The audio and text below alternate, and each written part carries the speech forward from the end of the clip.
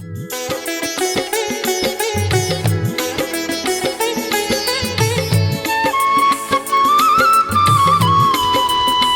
लोक मानकर दक्षता वृद्धि करी सेमानंकु एक स्थायी रोजगार पंथा जोगई देवा दिगरे स्वाति सबुबेले उद्यम करि आसिछि। अनुष्ठान कार्यकारी करुथिबा विभिन्न योजना गुड़िक मध्यरे जीविकार्जन को अधिक गुरुत्व दिया जाउछि। स्वाति सहायतारे निज पई स्थायी रोजगार व्यवस्था सृष्टि करि पारुथिबा अनेकंक भितरु एहा अल्प केतोटी उदाहरण। गुटिंगिया रास्ता कड़े एही साइकेल दुकानटी कामार्जुन प्रधानंकर। घर पाख गाँ पाड़ांगी चाष जमी नथिबारु दशम पाठ पढ़ी कुली मजूरी करी चलुथिले।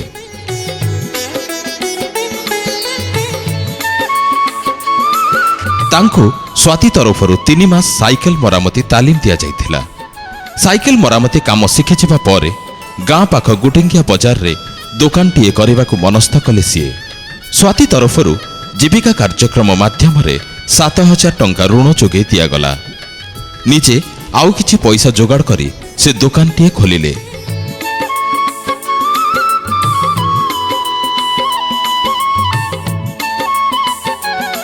एबे दुकान हेई 4 वर्ष हेई गलानी।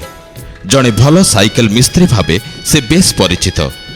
सबुबेले दुकान रे काम भिड़ लागिछि। मरामती सांगको नुआ साइकेल मध्य जोगौछंती से।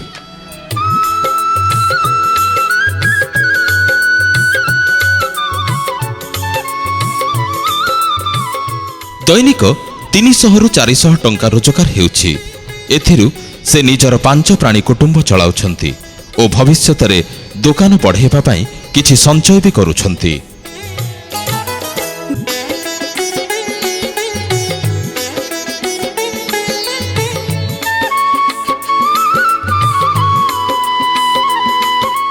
एक रोजगारक्षम स्वावलंबी जीवन बंचुथिबारु से बेस खुशी। मु आग पाठ पढ़ी बेकार होगी थी आज्ञा। आ मोर किसी काम धंदा किसी ना आ मोर जमी बाड़ी विशेष किसी ना हेले आम स्वाति तरफर किसी साइकेल मरामती करने सुविधाटे मिलला। सब जाक घरे 5 माँ पिला छुआ स्त्री अच्छु तांके पैसा जो दिन तो 100 टंका हो जो दिन 300 टंका भी हो से पैसा नहीं कि घरे आमे चलुचु। बर्तमान सेहीपरि एही सिलाई दुकानटी हेउछि अंजनांकर। एही दुकानरू अंजना ओ तांक स्वामी प्रमोद निज 6 प्राणी परिवार पोषि थांते। आगरु जमीजमा अभावरू परिवारटी अति कष्टरे चलुथिला। गुटिंगिया विरूपाक्ष जल विभाजिका समिति तरफरू स्थायी रोजगार पाई प्रमोदंकु अल्प किछि ऋण जोगई दियागला। सेथिरे से पुराना लुगा सिलाई मेसिनटीए किणी काम आरंभ कले। अंजना निजे मध्य मेसिन चलाइबा ओ सिलाई काम शिखिगले। एबे प्राय 4 वर्ष हबो एही सिलाई काम ही सेमानंक मुख्य रोजगार पंथा। प्रमोद गाँ गाँ बुली काम संग्रह करती एवं अंजना घरे रही सिलाई काम करती। एबे सेमानंकु ढेर काम मिलुछि।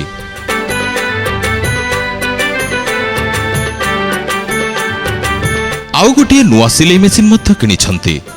सेथिरु सेमाने स्थायी रोजगार पंथाटिए पाई पारिछंती बोली कहंती।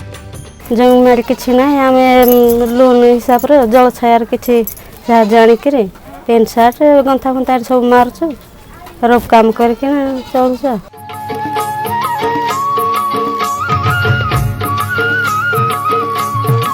स्थानीय अंचल रे नाना वृक्षलता फसल विविधता भरी रहिथिबारु महु चाष एक उपादेय जीविका।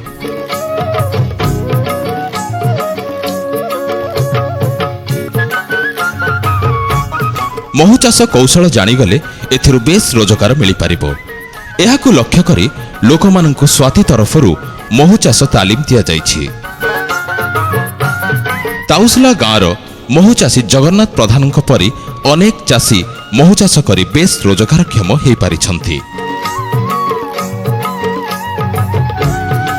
जगन्नाथ स्वाति तरफरु महु चाष तालीम पाइबा सह 2टी महु बाक्स पाइथिले। निजे पाख जंगलरू माछी संग्रह करी पालिले। ଆଦାୟ ଭଲ ହେବାରୁ ଏଥିରେ ତାଙ୍କର ଆଗ୍ରହ ବଢ଼ିଲା। ଏବେ ସେ 5ଟି ମହୁ ବାକ୍ସ ରଖିଛନ୍ତି। ବର୍ଷା ଦିନ ଛଡ଼ା ଅନ୍ୟ ଦିନ ଗୁଡ଼ିକରେ ମାସିକ 4ରୁ 5 କିଲୋ ମହୁ ଆଦାୟ ହେଉଛି।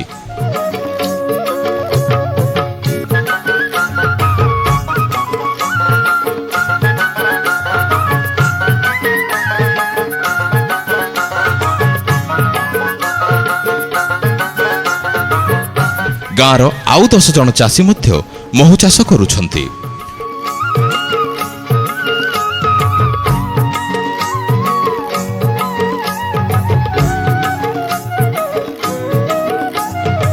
ମହୁର ବଜାର ଚାହିଦା ଅଧିକ ଥିବାରୁ ବିକ୍ରିରେ କୌଣସି ଅସୁବିଧା ନାହିଁ, ବରଂ ଆବଶ୍ୟକ ମୁତାବକ ମହୁ ସେମାନେ ଯୋଗାଇ ପାରୁନାହାନ୍ତି। ଅଳ୍ପ ପରିଶ୍ରମରେ ମହୁ ଚାଷ ଏକ ଲାଭଜନକ ରୋଜଗାର ପନ୍ଥା ବୋଲି ତାଙ୍କର ମତ। କନ୍ଧମାଳ ଜଙ୍ଗଲ ଅଞ୍ଚଳ, ତାପରେ ବଣ ପାହାଡ଼ରେ ଫୁଲ ବି ବିଭିନ୍ନ ପ୍ରକାର ଅଛି। ପୁଣି ଆମେ ଚାଷୀ ହିସାବରେ ସୋରିଷ ଏବଂ ରାଶି ମଧ୍ୟ ବୁଣୁଛୁ, ଚାଷ କରୁଛୁ। ଆଉ ସ୍ୱାତି ମାଧ୍ୟମରେ ଆମକୁ ଆଗ୍ରହୀ ଦେଖିକି ମହୁ ଟ୍ରେନିଂ ପାଇଁ OUT ଭୁବନେଶ୍ୱର ପଠାଯାଇଥିଲା। ଏଠୁ ବକ୍ସ 2ଟା ଲେଖା ମିଳିଥିଲା। ତାପରେ ନିଜ ପଇସାରେ ସେ ଯେଉଁ ଆମେ ଆଦାୟ କଲୁ, ତାପରେ ନିଜ ପଇସାରେ ଆଉ 3ଟା ମିଶାଇକି 5ଟା ବକ୍ସ ରଖିଛି। ଆମ ଗାଁରେ ପ୍ରାୟ ଏମିତି 10 ପରିବାର ଆମେ ମହୁ ଚାଷ କରୁଛୁ।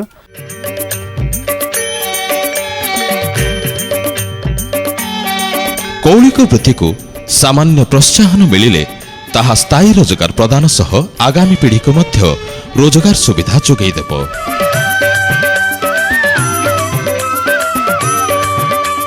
ଦୁସ୍ଥିତି ଭିତରେ ଚଳୁଥିବା ଗୁଟିଙ୍ଗିଆ ନୂଆସାହିର ବାଉଁଶ କାରିଗର ପରିବାରଗୁଡ଼ିକ ସ୍ୱାତି ପରିଚାଳିତ ଜଳ ବିଭାଜିକା ପାଣ୍ଠିର ସହାୟତା ପାଇ ବେଶ୍ ଦୃଢ଼ ହୋଇପାରିଛନ୍ତି।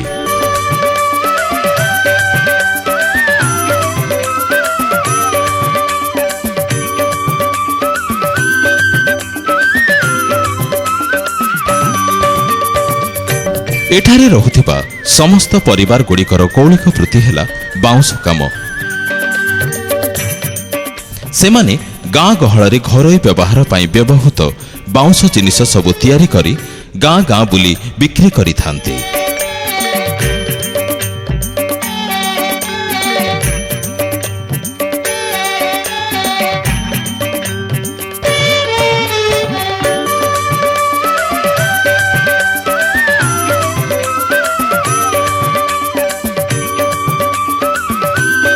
ସ୍ୱାତି ତରଫରୁ ସେମାନଙ୍କୁ ବଜାର ଉପଯୋଗୀ ବିଭିନ୍ନ ଆକର୍ଷଣୀୟ ବାଉଁଶ ସାମଗ୍ରୀ ତିଆରି ପାଇଁ ତାଲିମ ଦିଆଗଲା। ଗାଁରେ ମହିଳା ଓ ପୁରୁଷମାନଙ୍କ 2ଟି ଦଳ ଗଢ଼ାଯାଇ ଋଣ ସହାୟତା ଯୋଗାଇ ଦିଆଗଲା।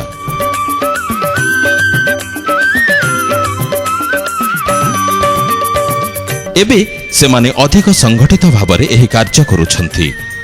ଗାଁ ଲୋକଙ୍କ ବ୍ୟବହାର୍ଯ୍ୟ ବିଭିନ୍ନ ଜିନିଷ ସହ ଆକର୍ଷଣୀୟ ବାଉଁଶ ସାମଗ୍ରୀମାନ ମଧ୍ୟ ପ୍ରସ୍ତୁତ କରୁଛନ୍ତି। ସ୍ଥାନୀୟ ହାଟ ଓ ବଜାରଗୁଡ଼ିକରେ ନେଇ ସେମାନଙ୍କ ଜିନିଷ ସବୁ ବିକ୍ରି କରୁଛନ୍ତି। ବାଉଁଶ କାମ ପାଇଁ ସେମାନଙ୍କ ପାଖକୁ ଅନେକ କାମର ଅର୍ଡର ମଧ୍ୟ ଆସୁଛି। ଜଣେ ଦିନକୁ 200ରୁ 300 ଟଙ୍କା ପର୍ଯ୍ୟନ୍ତ ରୋଜଗାର କରିପାରୁଛନ୍ତି। ଆମେ ହାଟ ହାଟ ବୁଲୁଛୁ, ଗାଁରିଆ ବୁଲୁଛୁ, ପିଲା ଛୁଆ ଏଇଟାରେ ଆମେ ବଞ୍ଚୁଛୁ, ଘରର ପରିବାର ସବୁ ଚଳୁଛୁ। ଏଇଟା ଆମର ତେଲ ଲୁଣ ଆଉ ଖଦି ଲୁଗା ପଟା ଯାହା ଜିନିଷ ସବୁ ଆମେ ଏଇଟା ଚଳୁଛୁ। ଏହି କାମକୁ ପେଶା ଭାବେ ଗ୍ରହଣ କରିବାକୁ ଯୁବପିଢ଼ିମାନଙ୍କ ଭିତରେ ମଧ୍ୟ ଅଧିକ ଉତ୍ସାହ ଦେଖାଦେଉଛି। ଶିକ୍ଷା, ସ୍ୱାସ୍ଥ୍ୟ ସହ କୃଷି ଓ ରୋଜଗାର ବ୍ୟବସ୍ଥା ଉନ୍ନତି ହେଲେ, ପ୍ରାକୃତିକ ସମ୍ବଳର ସଂରକ୍ଷଣ ଓ ସୁବିନିଯୋଗ ହେଲେ କନ୍ଧମାଳର ବିକାଶ ହେବ। ଆସନ୍ତୁ ଏକ ବିକଶିତ କନ୍ଧମାଳ ଗଢ଼ିବା ପାଇଁ ଆମେ ସମସ୍ତେ ମିଳିମିଶି ଉଦ୍ୟମ କରିବା।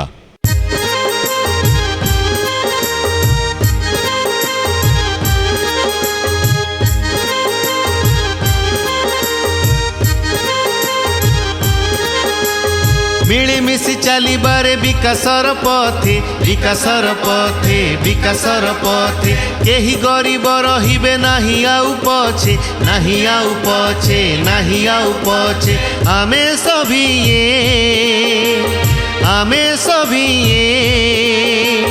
জীবিকা কার্যক্রমরে ଯିବା সাথে সাথে ଯିବା সাথে সাথে ଯିବା সাথে সাথে মিଳିমিশি চালিবারে বিকাশর পথে বিকাশর পথে বিকাশর পথে কেহি গরিব রহিবে নাহি আউ পছে নাহি আউ পছে নাহি আউ পছে